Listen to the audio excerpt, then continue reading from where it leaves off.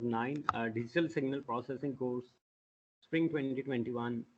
Uh, Today we'll talk about discrete time Fourier transform. We'll see the difference between three terms: discrete time, DTFT, discrete time Fourier transform, discrete Fourier transform, and fast Fourier transform. Although the fast Fourier transform is the topic of chapter number 8, we'll discuss FFT in detail in chapter number 8, but we'll get basic idea about fast Fourier transform. Let's quickly review what we have done in the last lecture. Last lecture, we started with the eigenfunction and eigenvalue concept, and we said that if we send x and we'll get back the same input x, for example, x is equal to sine of t, we get back the sine of t, and then sine of t is considered to be the eigenfunction of this system. If and these lambda is basically here indicates the scaling factor, and by this scaling factor means that how system react to your input x. So if lambda is less than 1, it means that this is creating some distortion in your system, is creating distortion for your input. And if lambda is greater than 1, it means that system is amplifying your input x, right? So this is the concept of eigenfunction and eigenvalue. If you apply x, you will get back the x, but not exactly x, but the scaled version of x. So lambda is a scaling factor. So lambda is known as the eigenvalue and x is known as the eigenfunction of this system. How this concept is useful for our case, signal processing. If we talk about signal processing, then if we apply a complex exponential e to raise power j2 pi f naught with a frequency f naught, we will get back the same complex exponential along with some lambda. And here lambda is not real, but rather it is a complex because it is actually the Fourier response of this NLTI system at frequency f naught. So complex exponentials are considered to be the eigenfunction of NLTI system. So whenever you apply a complex exponential at the input of LTI system, you will get back the complex exponential along with scaling factor at h e to raise power j2 pi f naught. If we change the frequency of this complex exponential from f naught to f1, so and apply to the LTI system, we will get back the same exponential e to raise power j2 pi f1n, and then we are getting the frequency response of the system at particular frequency f1. So if we want to have the complete frequency response of a system, we can apply this input and we will get this output with the summation k goes from 0 to n. On the same principle, we are calculating this y naught and y1. Let me mention this, maybe the y naught.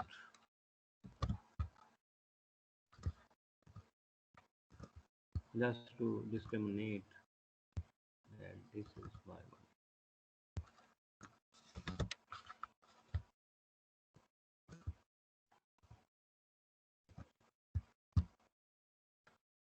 Right, so you can call it x naught.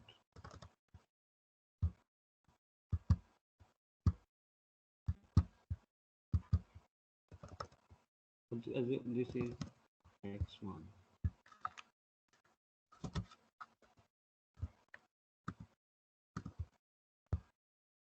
More specifically, you can this, and this is a complete x of n, and this is complete y of y. So if we apply x naught, this one at frequency f naught, you will get y naught, which is equal to this one. And if you apply x1, you will get y1, and which is equal to this one. One important thing to note over here is that by staying in your n domain, you can have the output response that is a combination of your input and the frequency response, n domain and the frequency response. So this is basically n domain and this is the frequency response of that system at f naught. So that's the difference, right? So next topic given in your book is the sinusoidal response of an LTI.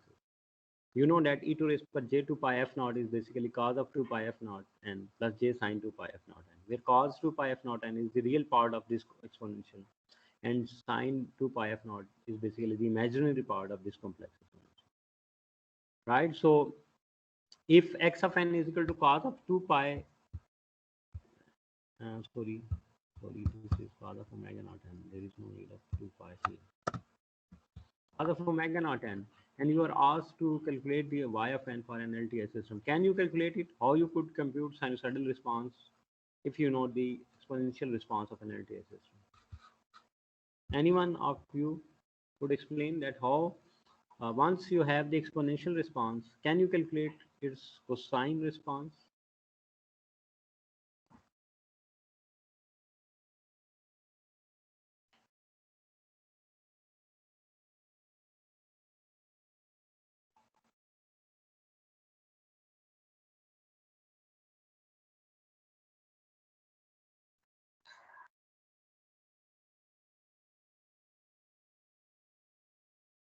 जी बताएं, अगर आपको exponential response पता होगा तो can you compute its sinusoidal response? It's a very basic question.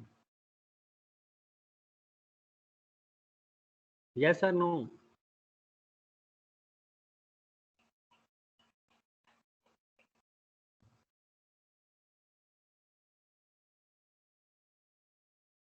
Strange.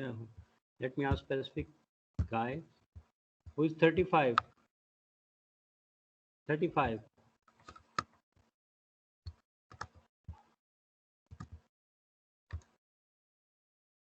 35, are you there? If you are not, you will not respond, you will mark as an absent.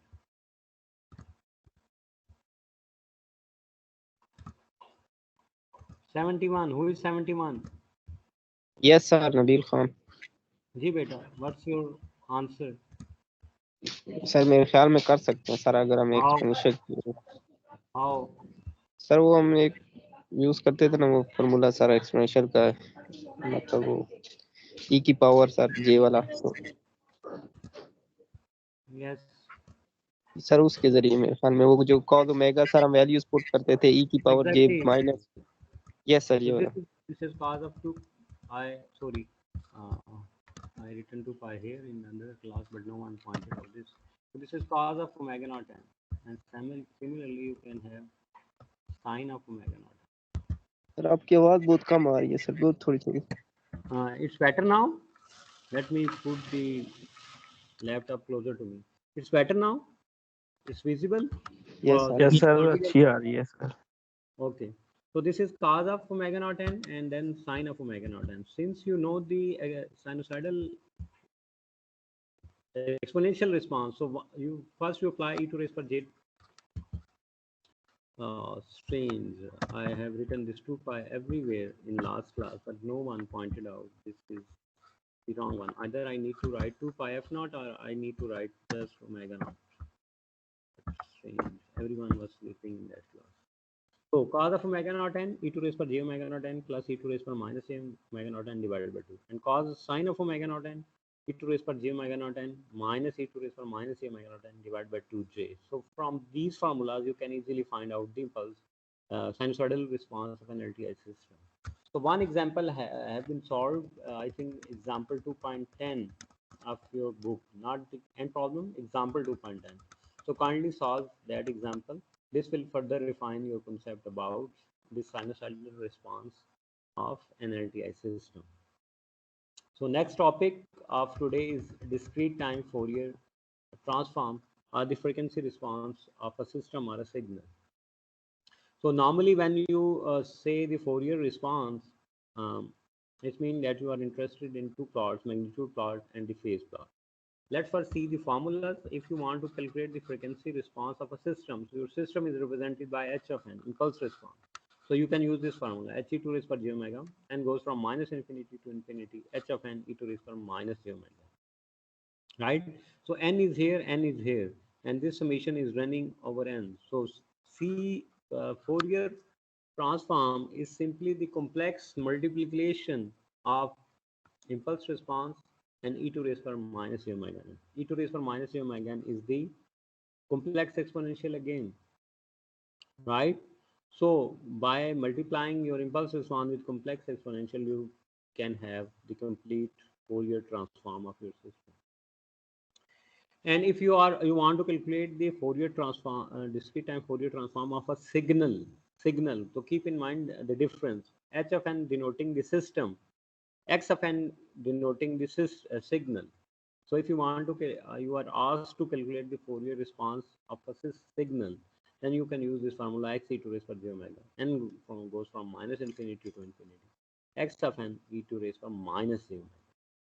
Right, and these two formulas are known as discrete time Fourier transform. I am stressing again, discrete time Fourier transform. Why it is called discrete time? So let me put marker over here. They are called discrete time explicitly because your input signal x of n is basically right. So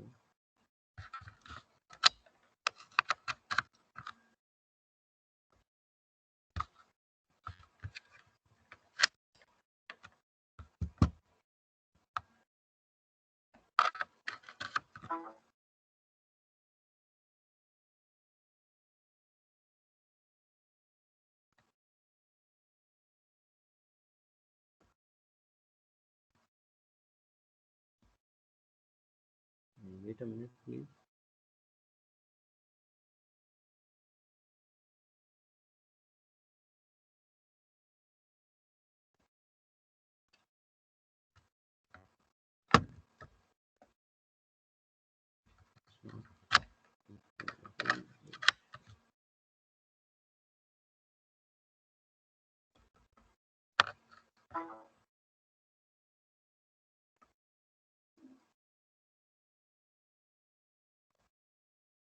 Okay, let me take the red color.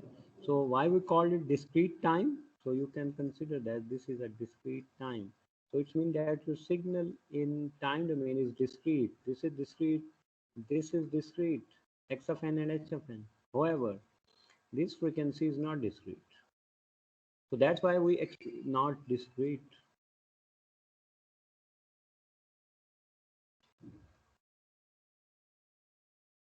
So that's why we explicitly mention that this is a discrete time Fourier transform. The time is discrete, but frequency is running from 0 to 2 pi. So it's running from 0, then pi, 2 pi, 3 pi by 2, pi by 2. So every point on this unit circle you can say. And then either if we say a linear axis, so it's running from 0 to 2 pi. So it's covering all the points between 0 and 2 pi. And from point theorem, we can say that there may be infinite point between two given points.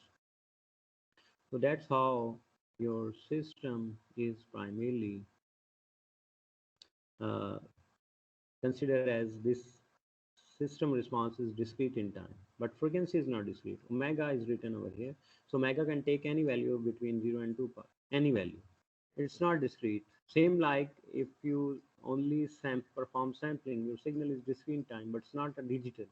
So same is the case if h of n is discrete, but this omega is not discrete, then it is not considered as DFT, but rather it is a discrete time Fourier transform, right?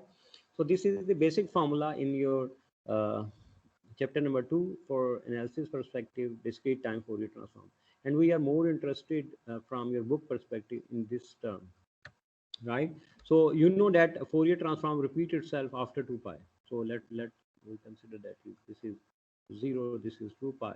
So after 2 pi it repeats. How you can see it from circular shape, that this is a point 0, this is pi, this is sorry, pi by 2, this is pi, this is pi by 2, this is 3 pi by 2, and this is again 2 pi, and after 2 pi it reaches to the initial point. So after 2 pi it is the equivalent that you are staying at 0. So point of 0 or 2 pi is similar, right? So this is your linear frequency axis, this is your circular axis. It's up to get that how you understand it.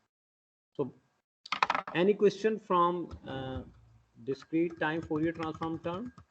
This is the main formula. H of n No, e to raise power minus omega n. This is x of n e to raise power minus omega n. Now let's see discrete Fourier transform and try to understand the difference. So I rewrite the formula dtft, that is x e to raise per j omega is, and goes from minus infinity to infinity x of n e to raise per j omega. So x is discrete, omega is not discrete. So let's try to make this omega discrete. So what we are trying to do, we are, rest of formula is same, rest of the formula is same. Forget about this k. So you can take n goes from minus infinity to infinity and goes from minus infinity to infinity, same. X of n, same. E to raise for minus j, same.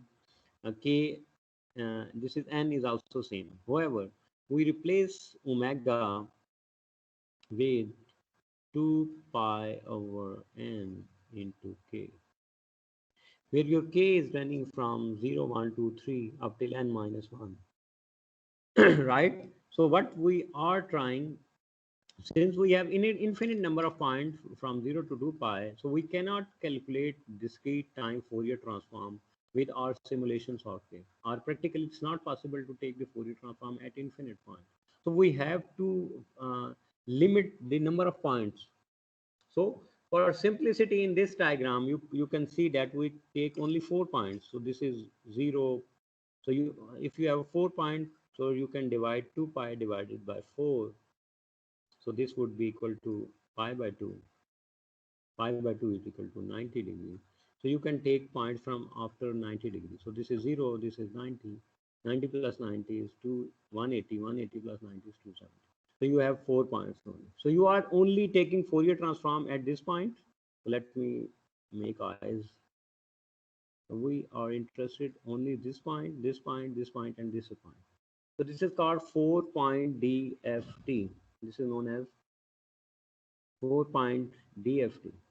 So how you change the formula? Just replace omega with this expression 2 pi. You have total 2 pi region. We know that after 2 pi, Fourier transform repeats itself. You divide it into n number of points. For example, in our case, n is equal to 4. What will be the situation in terms of 8-point 8-point DFT? In case of 8-point DFT, now you are taking 8 points. So this is point 1, point 2, point 3, point 4, point 5, point 6, point 7, and point 8. So this is n is equal to 8. So now you are dividing 2 pi into 8 points. So every point is 0.5 by 4 or 45 degree apart. So this is a case for 8-point DFT, 8-point DFT. It's very easy.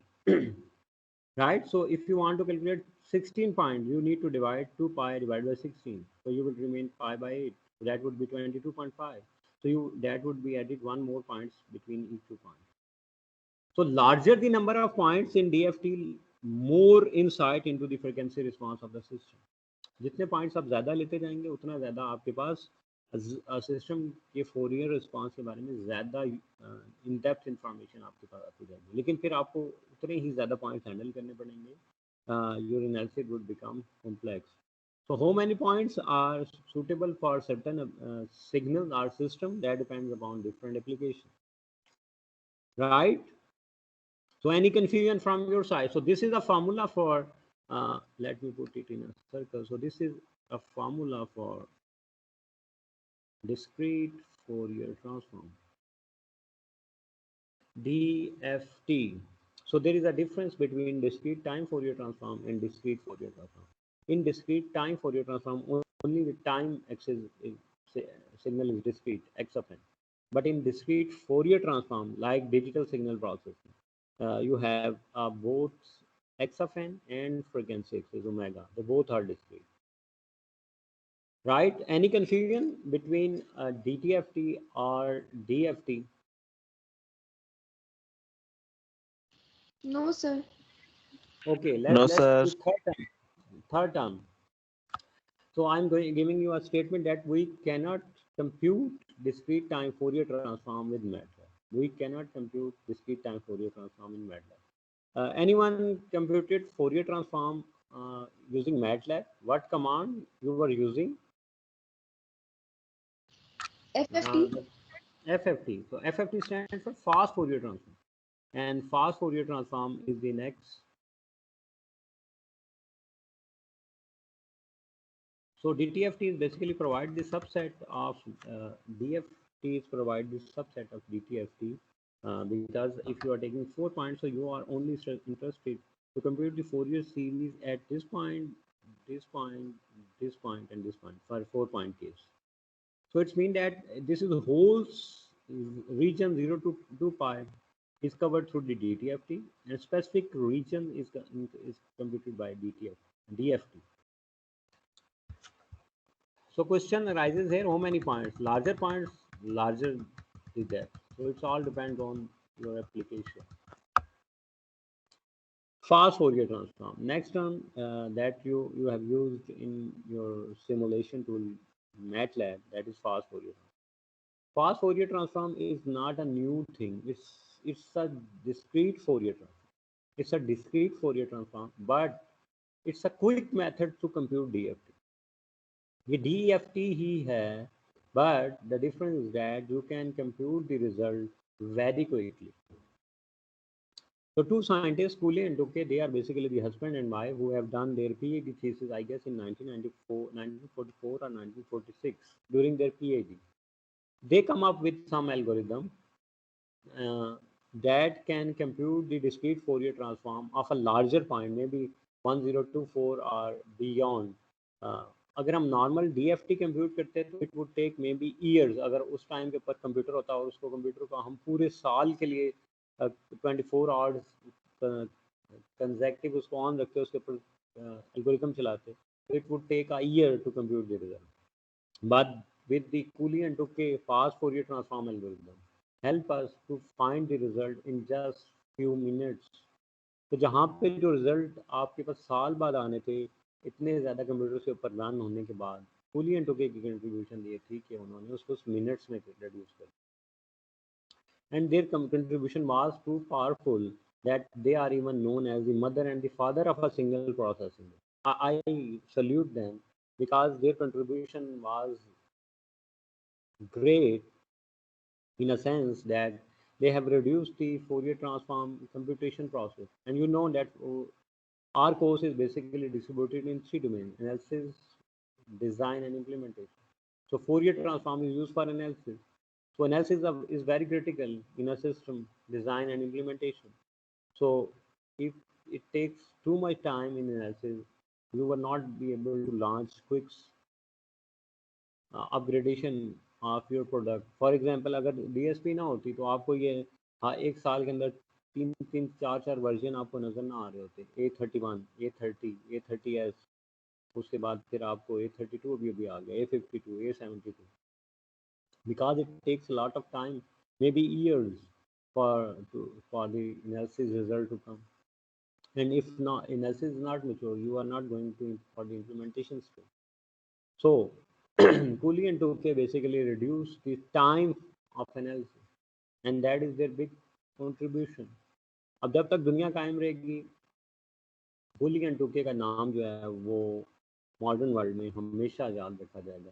Because आप अभी कोई भी product उठा लें, आप वो army का equipment हो, एयरक्राफ्ट हो, मिसाइल सिस्टम्स हो, हेलीकॉप्टर्स हो, मूवी थिएटर हो जिसमें आपका इको कैंसलेटर होता है, आपके नॉर्मल कम्युनिकेशन सिस्टम के name 1G 2G 3G 4G system, उसके बाद आपके wifi, LAN, everywhere you have a application of signal process. So Cooley and Duque basically create their name in the domain of signal process, right? So we clarify 3 different terms: discrete time Fourier transform, discrete Fourier transform, and fast Fourier transform.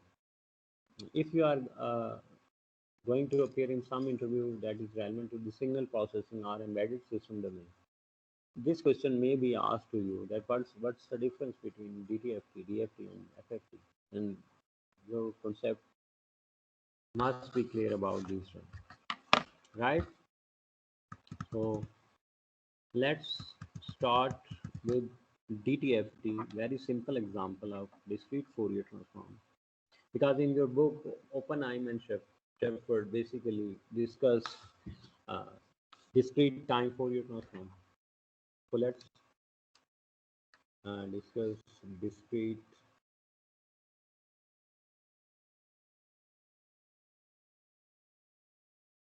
time Fourier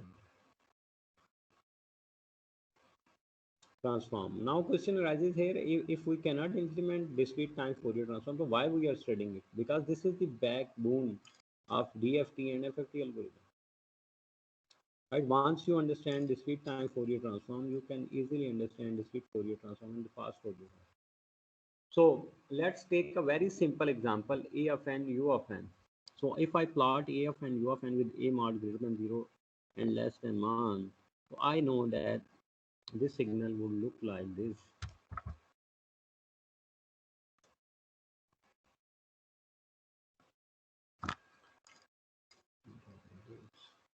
This signal will look like this.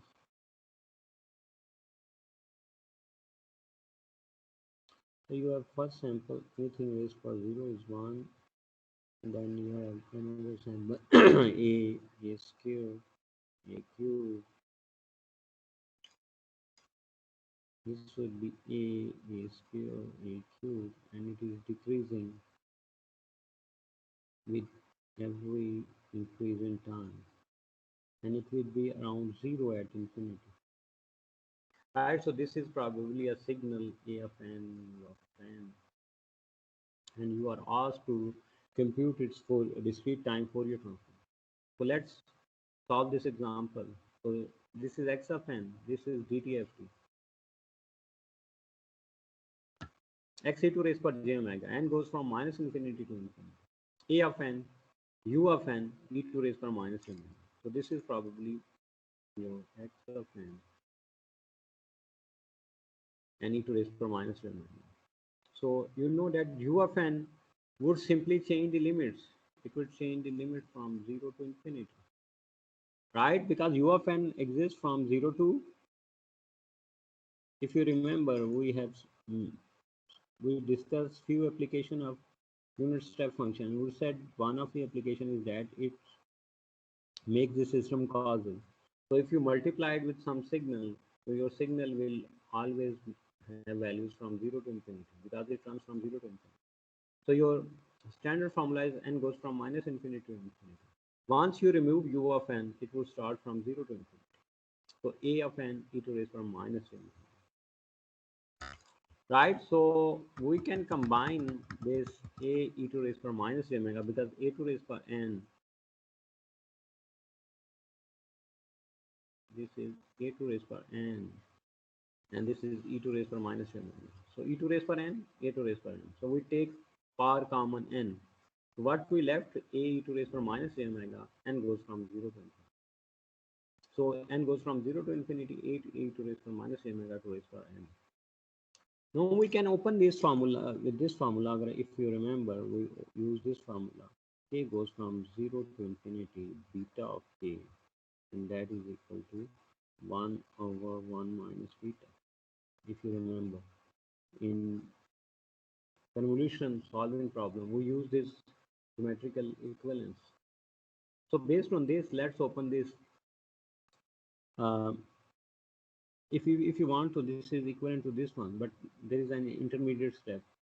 How that this raise per lower limit, a e to raise per j omega to raise per lower limit minus a e to raise per j omega upper limit plus 1 divided by 1 minus e to raise per j omega.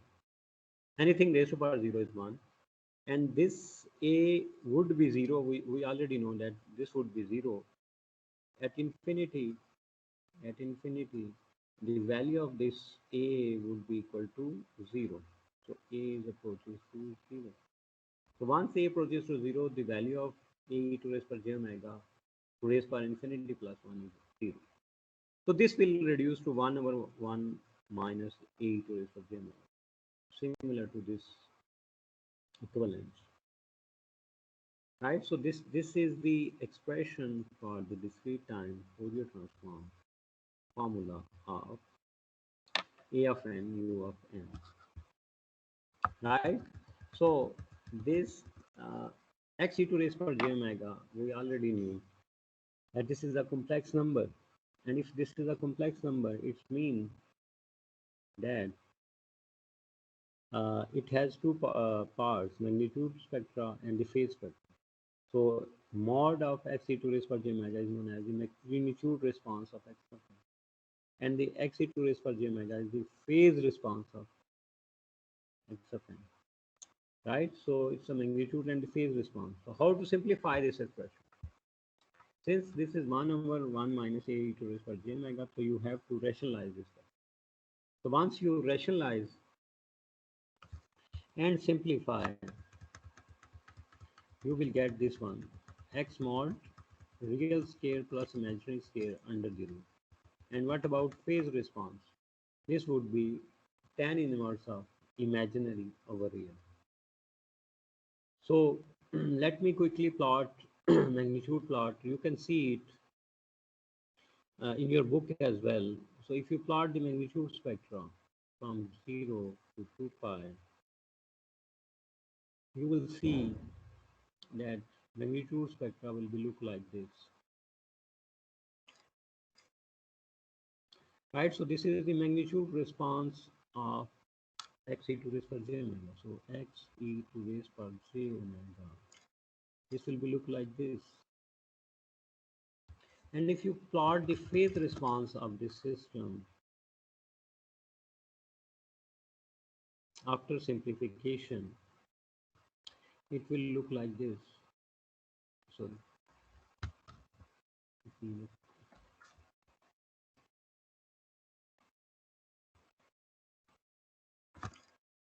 it will look like this. Crossing the zero axis, but still it is a limit. This is 0, this is 2 pi, and this is minus 2 pi.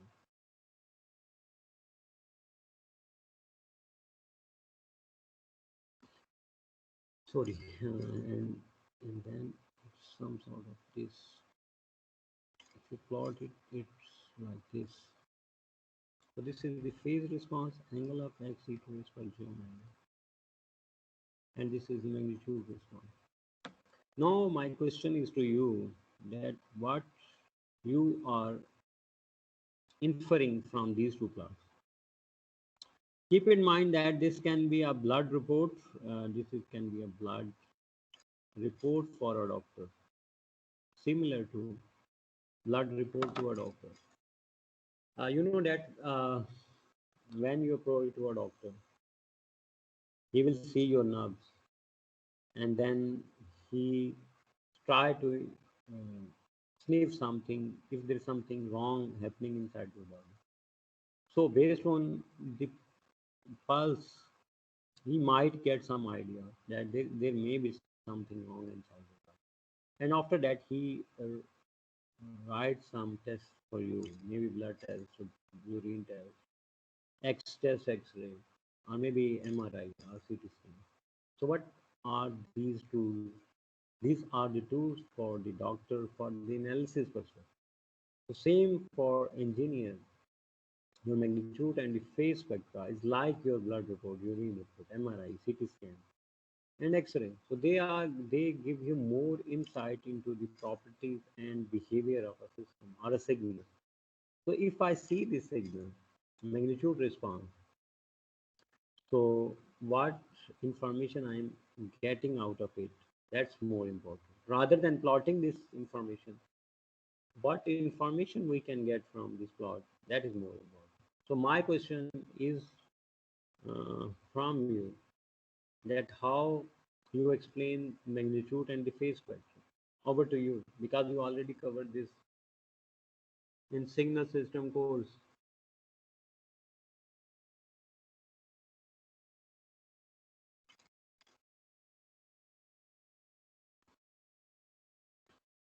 Anything you are experiencing from this these two plots? Anyone can explain? Sir, the upper one is the magnitude Yeah, response. yeah. We already know this is a magnitude and this one is the phase. So that's why I put bars here. This is magnitude. and this is phase. What I'm asking that you plot आपको क्या information they? What information you are inferring from this bell-shaped structure? If you uh, try to appear in IELTS exam, maybe in future you want to apply for some higher studies to maybe Canada, Europe, or some Japan, Korea. So they may ask you to appear for IELTS exam. And in the IELTS writing part, there is some graph similar to these one, and you are asked to basically explain the graph in some technical terms. So this could be useful for uh, the writing module of your IELTS exam as well. So if you cannot read this plot, so it's mean that you wasted your time in signal system. You wasted your time in communication system. I wonder uh, what you have done in your prior two courses. These things should be on your fingertips. It's mean that it's similar that I took a blood report and visit to a doctor, and doctor is looking at me. I'm asking what is wrong, and he's just smiling and he's unable to answer any question. So you are doing the same thing with me.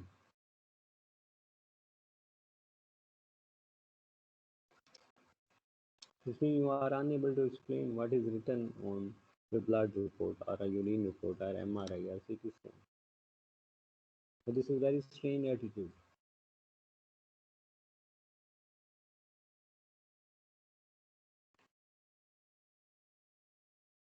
Okay, let's have a 5 minute break. We'll resume at 11:07, and meanwhile you need to think about it, how to explain these two plots.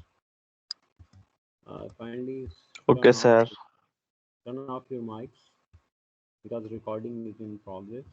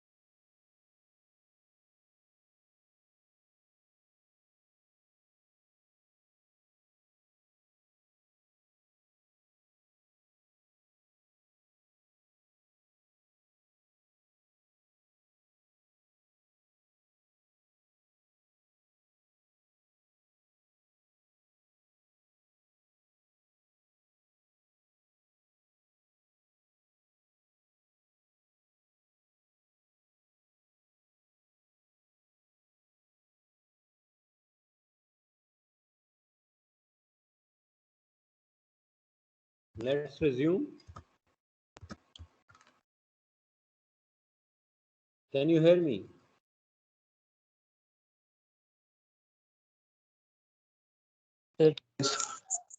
Okay, so Sir, anyone? sir, you were asking about these graphs, how to define them. Sir, Yeah. in my opinion, as per my knowledge, we define them as like magnitude spectra and frequency spectra. Oh, that is already written on in green color magnitude So spectrum. just So how to explain? देखें ये blood report है या urine report है उसके अंदर जो numbers हैं वो कुछ इंडिकेट कर रहे होते हैं ना कि either things are normal inside you और there is some abnormality. So if I see magnitude spectra, so I can see from here that for low frequency it is passing the contents and it's sort of crude low pass filter. Crude low pass filter. okay, sir. Because it यहाँ पे देखें तो इसका amplitude अगर 1 है तो यहाँ पे एम्पलीट्यूड देखें तो it would like this go like this it will go like this so it is eating all higher frequency, it is eating higher frequency.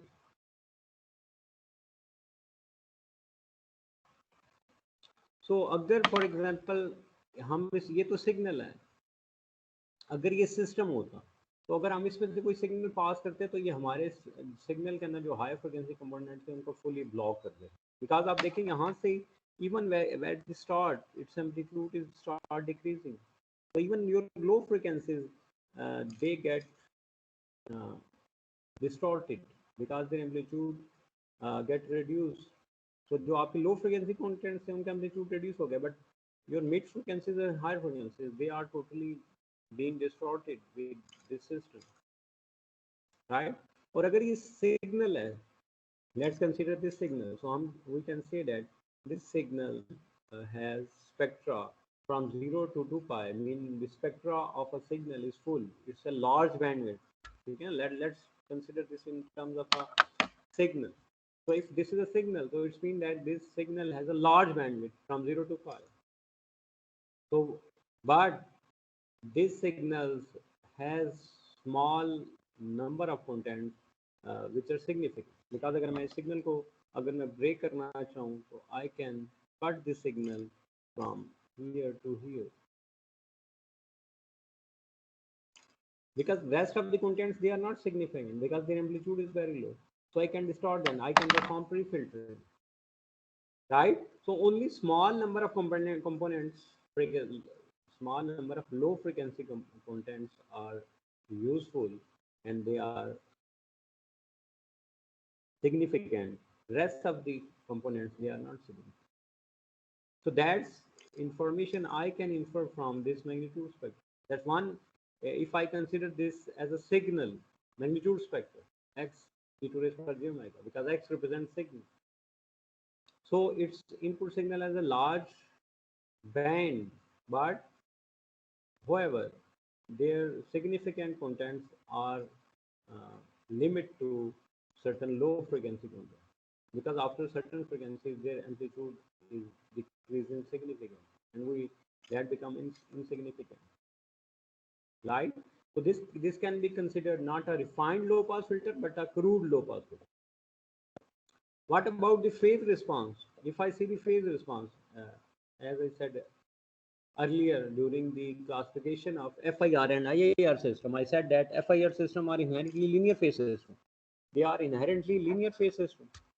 And if I see this signal, and if I see, let me put in blue color, मैं यहाँ से यहाँ तक देखता हूँ तो it looks linear, लेकिन इसके बाद जो है इसकी linearity जो है वो खराब होना शुरू हो जाती है. Linear is what? Y is equal to mx plus c.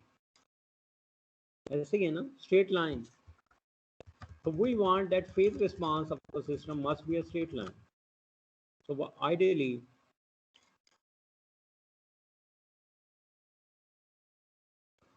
let me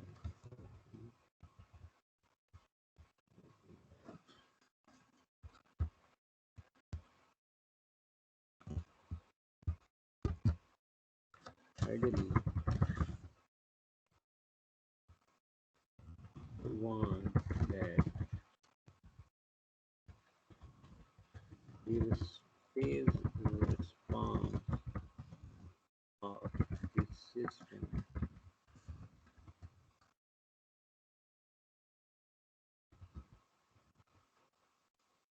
remains linear as long as possible. However, in current case,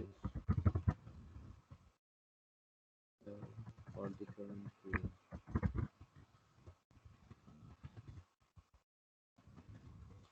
phase is linear for short range indicated in blue color. So ये आपको जो blue color में नजर आ रहा है, that is the reason for which we can apply, we can consider this signal. Beyond this limit, अगर आप इससे ज़्यादा frequency contents कंसिडर करेंगे तो उससे क्या होगा कि आपका जो सिग्नल है that will introduce phase distortion. That will introduce phase distortion, and that's not desirable, right? So hopefully the concept I want to clear in your mind regarding Fourier transform is clear now. That the plots, the x e to raise per j omega expression is not significant. If I say that I found this expression, this is not significant, because for me this is significant, and the outcome of this plot is even more significant, right? So doctor को blood report कैसे आप ले रहे हैं, blood sample laboratory के अंदर doesn't matter, जो उसके पास रिपोर्ट आ जाती है वो उसके बेस के ऊपर डिसाइड करता है कि आप either everything is happening good inside your body or not. So that's the logic behind Fourier transform. And keep in mind that Fourier transform is different from our normal analysis, because in Fourier transform we have two different sort of information. One with respect to the magnitude, the other one is with respect to the phase. So magnitude response is important, but at the same time, the phase response information is also equally important. Till your now in your sixth semester, from your synchronous system background and communication system background, you are putting not more but some efforts to understand magnitude response, but you are totally unaware of phase response, right? Am I right? Have anyone put some stress to analyze the phase response of a system? What will happen if the phase response of a system may be not linear?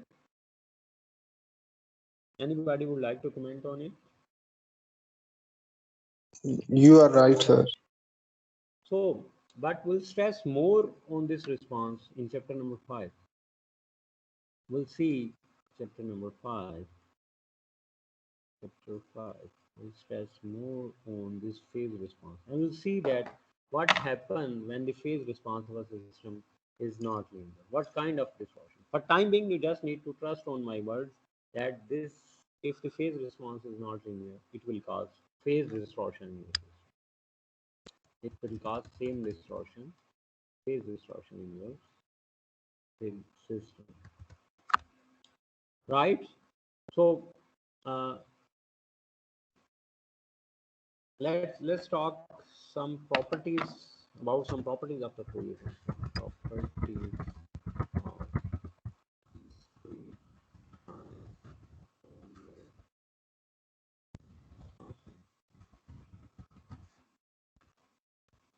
let me make it clean.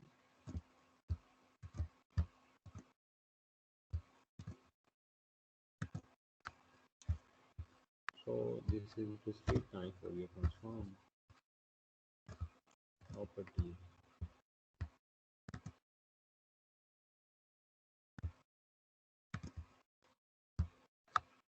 So we already explained it, so let me use. So properties of the Fourier transform.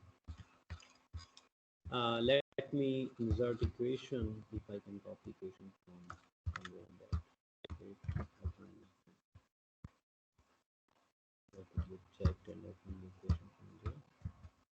let me write equation. If we know x of n,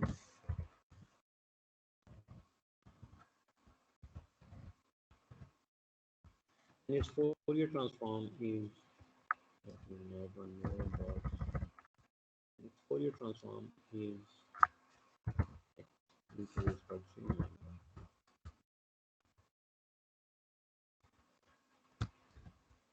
Let's take j omega.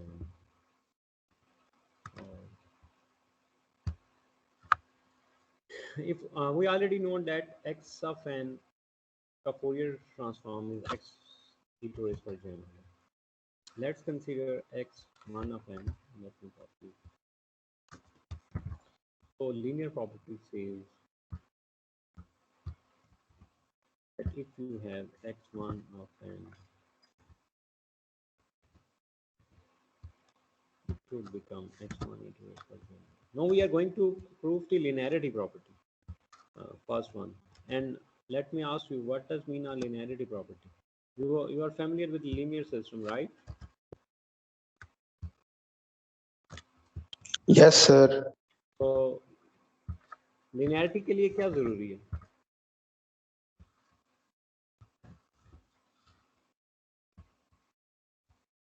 क्या जरूरी है बेटा? Scaling and additivity, two things are important with respect to the linearity. If you scale it by alpha, your Fourier transform will be scaled by alpha. If you scale x of n by beta, your Fourier transform will also be scaled by beta. So this is first condition to support linearity. And third one, if there is some x3 of n, let me copy it again, control V, x3 of n, it is the sum of x1 and x2 of n. And let me make it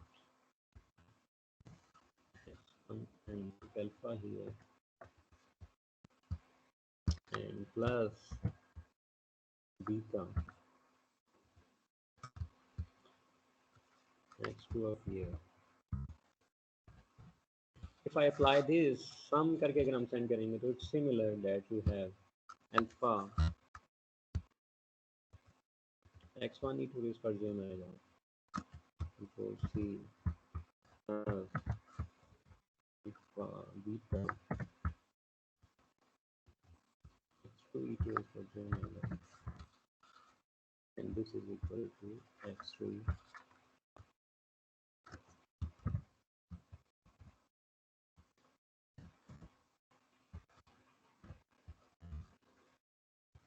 Right, so the first property let's study about is the linearity property. Linearity.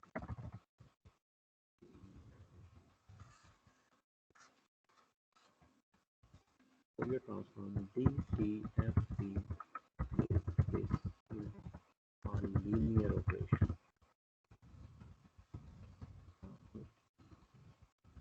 So linear DTFT, discrete Fourier transform, is basically a linear operation. What does mean by a linear operation? It supports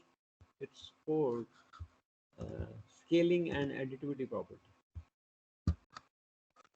It means it supports principle of superposition, that is, it supports scaling and additivity property.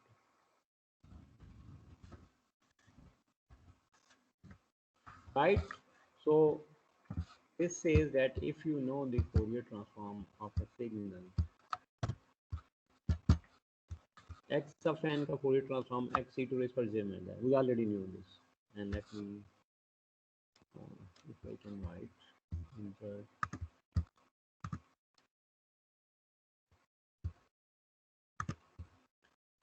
let me write here ft Fourier transform. I can see an error. Let no outline and no text. Right, so this is the Fourier transform. and put it over here.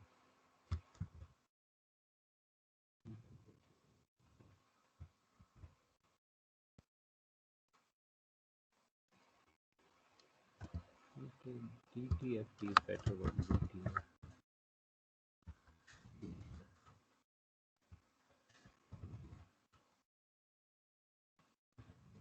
That's a dot. DTFT, right? So if you have x1 of n and you want to scale it by alpha, your x1 e to the raised per j omega would be automatically scaled. And if you scale x2 of n by beta, your Fourier transform would be automatically scaled, right? So let's do it with the help of an example. Let's say solve an example.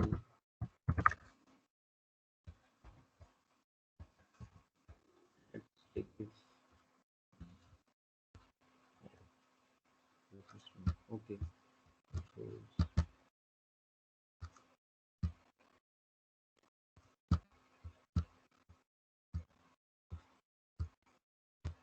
So see, let's we know that x of n का Fourier transform here. Let's take what you call 0.5 to raise per n u of n, 0.5 to raise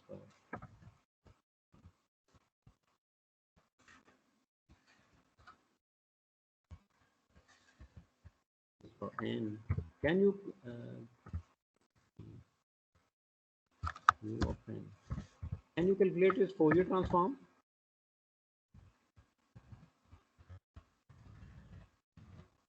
Anyone? We just calculated this one.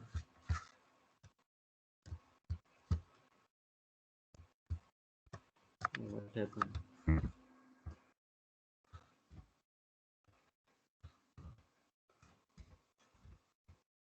Yeah, this one. Let's go in next page. Okay. So anyone help me to write the Fourier transform? This is 1 over 1 minus a e to raise per j omega. So a is 0.5. So e to raise per minus j omega. Agree? Yes, sir. So this is the Fourier transform of this one.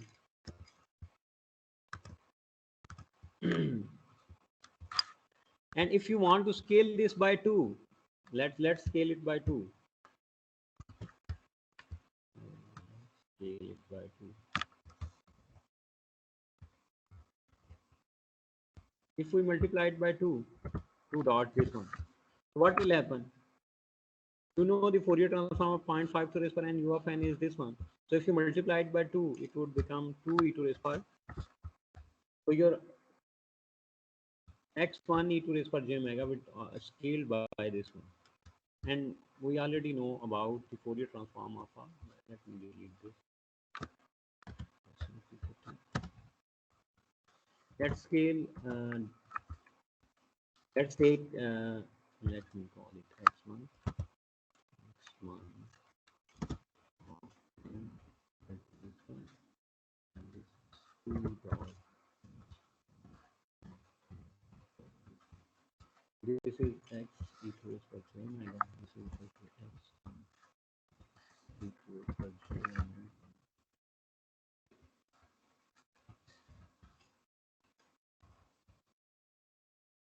So this one, and let's go to this one, this one, this one. Similarly, and this would become,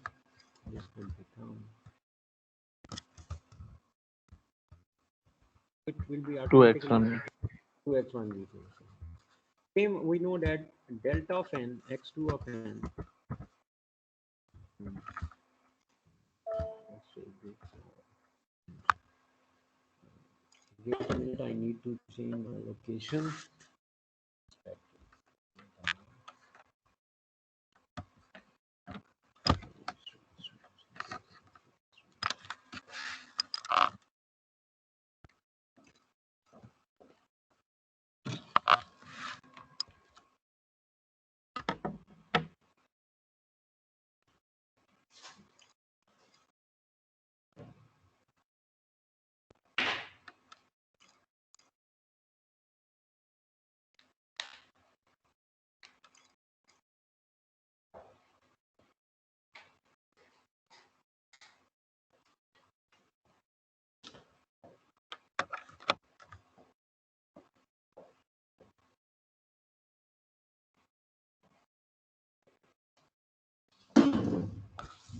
Right, so I just change location to turn on the R. So x2 of n, right? So let's assume x2 of n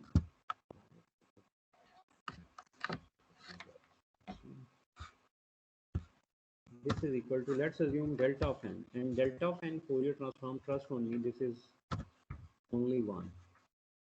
To take the Fourier transform of delta of n, we will get its response equal to 1, right? So delta of n का Fourier transform आपके पास 1 होता है, constant straight time. So if you scale this,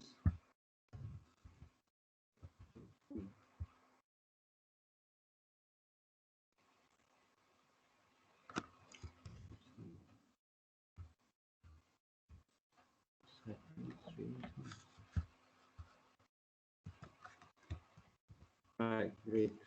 So is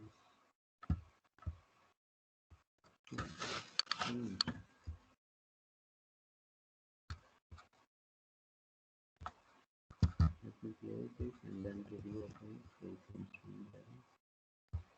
So let's scale it by 3. So if you scale it by 3, this would become 3.1, and you can call this as control C x2 e to the second, or this is equal to this. Excuse me sir, ये 3 जो है delta of n के साथ ही multiply हो रहा है ना? जी जी ये इधर भी है. Okay, This is 3 dot this one and this is 3 dot. Right. So if this is support of the scaling property, now let's take the third signal x3 of n equals to x3 of n. Sir ये 3x1 x2 होगा ना, e की power j omega? Sorry, this is x2, right? Right. So if you add these two terms, control v plus control v, this is the sum of x1 2, this would become 2x1 3x2, what you will get at the receiver end. So you would add this one, add this one, control C plus 3.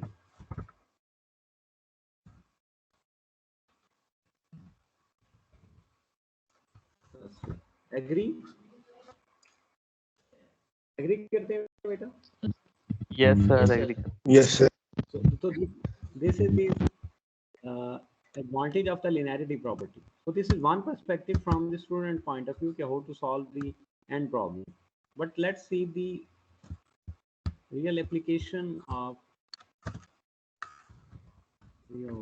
benefit of linearity property. हमें देखते हैं कि मान linearity property का हमें practically क्या पता है. Normally you take your signal, अगर आपका एक सिग्नल है बहुत लॉन्ग ड्यूरेशन का, तो आप उसका कलेक्टिवली फोरियर ट्रांसफॉर्म लें या उसको ब्रेक कर करके फोरियर ट्रांसफॉर्म लें, answer would be the same. ये बात समझ में आ रही है? Yes, sir.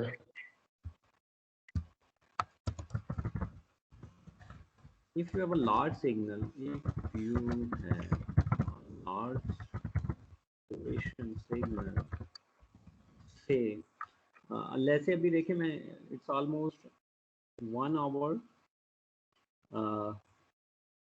for me to deliver the lecture. मुझे 1 घंटा हो गया तकरीबन लेक्चर देते हुए. अगर मैं इसका सैंपल्स करूं तो दे मे बी मिलियन. तो एक तरीका यह है कि मैं अपने पूरे मिलियन सैंपल्स का इकट्ठा फोरियर ट्रांसफॉर्म लूँ, और दूसरा यह है कि मैं इसको 10-10 मिनट्स के क्लिप्स में अलहदा कर लूँ और फिर उसका मिला के फोरियर ट्रांसफॉर्म ले लूँ. तो it would be answer would be the same. So if you have a large duration signal, then you can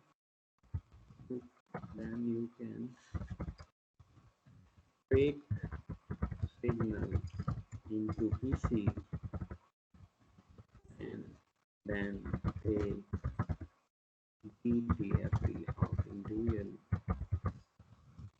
is, and in the end we can add all the individual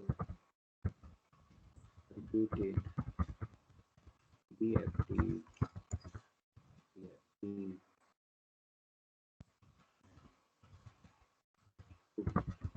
get the total Fourier transform.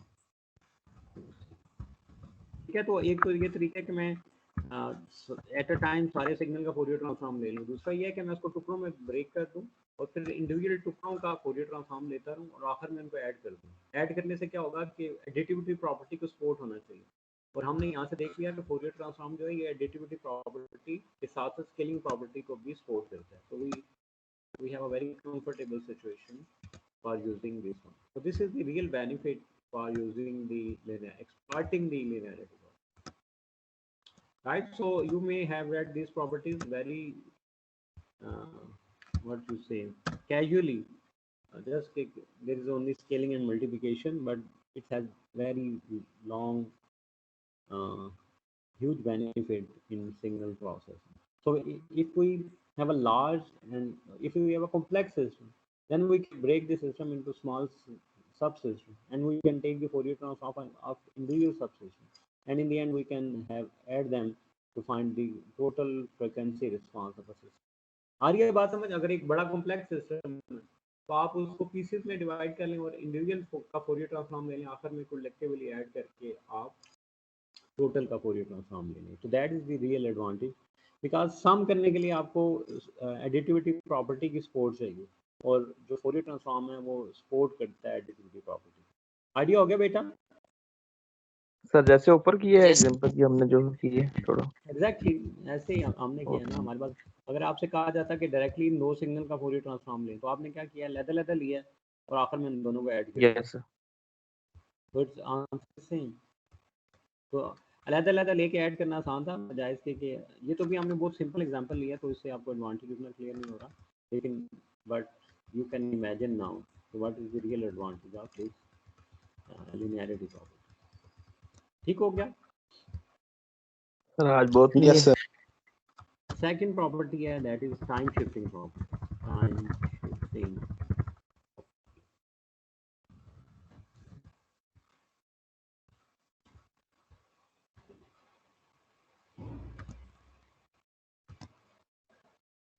time shifting is the second property, and it says that we'll see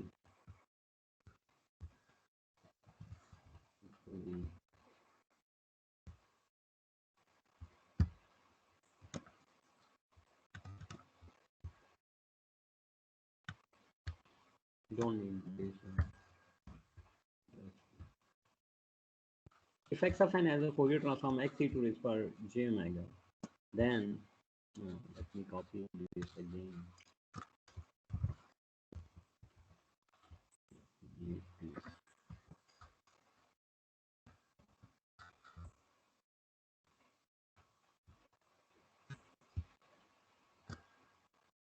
And if you delete this signal by n naught minus n naught, xn minus n naught, and let's just bring in subscript.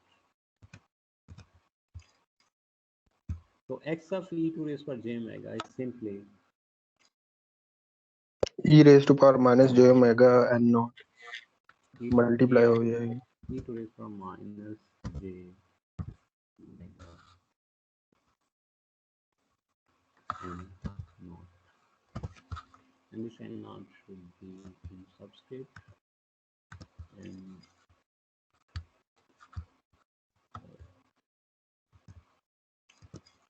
and this total e to raise power minus j omega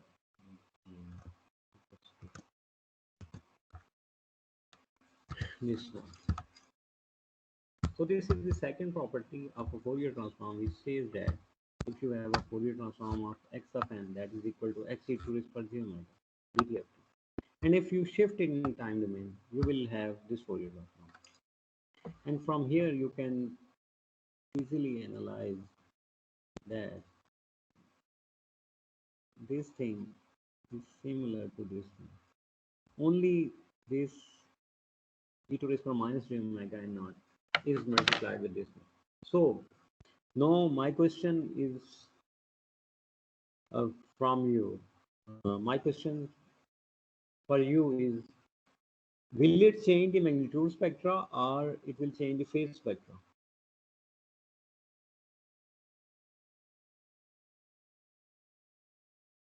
Sir, as we are changing time domain or changing the time, so it will change the phase or frequency, you can say, not the magnitude. Why? How you infer that this will not change the magnitude?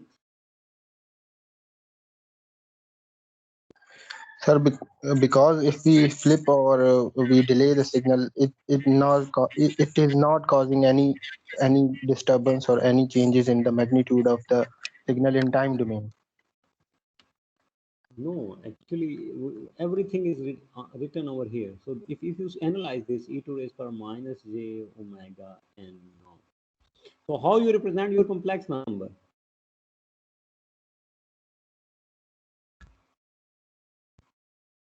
So how you represent complex numbers? Either a plus iota b, ऐसे represent करते हैं, Yes, sir. r, Yes, sir. secondly r e to raise power j theta, ऐसे ही करते हैं, r is the magnitude, Yes, sir. theta is the phase. So now see, what about the value of r? Value of r क्या है आपके Okay, pass? sir. One is sir. It is 1 because nothing is written over it, so it means this is 1. What about phase? Phase is less than minus E की omega power. n. And if you plot this, because you have frequency here or omega here and you have angle here, so if you plot this, you will get this is minus omega n naught, so it means this is decreasing. So this is this minus omega n naught. Let me change the color.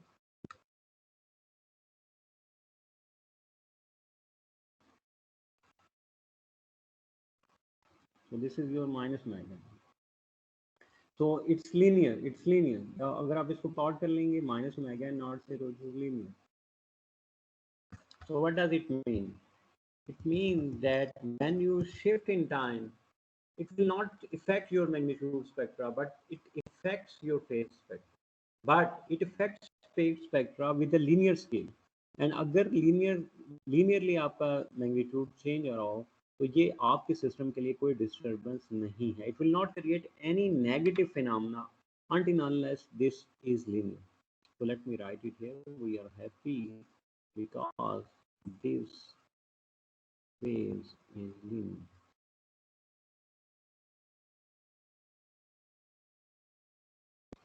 So we are happy because it will not create any distortion for us if we shift the signal in tandem. Right? So अगर हम किसी signal को time में shift करेंगे तो it will not affect our input. ठीक है बेटा? तो this is from the conceptual point of view. Okay, how your DTFT will be changed if you shift the signal in time domain. ठीक है? Yes, sir. Any confusion? Any question? No, sir. Let's solve one example and okay, let's solve one example and close today's lecture. Let me solve this. Excuse me, sir. जी बेटा. Sir हम इसी time shifting में frequency shifting को भी discuss नहीं करते होते? No. Frequency shifting is the third property. We'll discuss in next lecture. And I explained that is the foundation of your communication. Modulation, that is also known as the modulation property. उसको heterodyning भी कहते हैं, उसको mixing property भी कहते हैं. We'll discuss it in next class as a third property. ठीक है? Okay, sir. Okay, so we already know that 0.5 to raise power n u of n, if I compute its Fourier transform, this would be 1 over 1 minus 0.5 into raised to minus 1. What will happen if you are asked to compute the Fourier transform of n minus 3 u of n minus 3? If you are asked to compute the Fourier DTFT of this, so by using properties, you can easily write 1 over 1 minus 0.5 e to raised to minus 3 omega. और ये multiply हो जाएगा e to raised to minus j omega. n naught is now equal to 3, so it will become dot 3. So this is your Fourier transform DTFT for a delayed signal, right? Yes, sir. So with this, I'm going to close today's lecture. Let me stop the recording.